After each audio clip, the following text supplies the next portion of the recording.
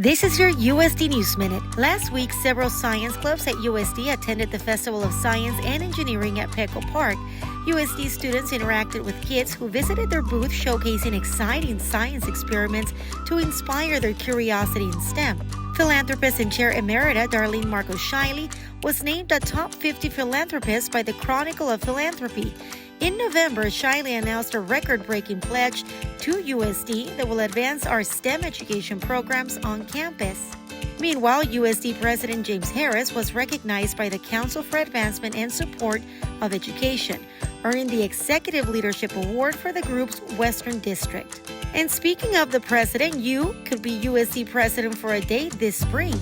It's your chance to swap places with President Harris, learning what it's like to lead a university for a day while President Harris takes your classes. Applications are now open. The deadline to apply is April 4th. Visit the website to learn more.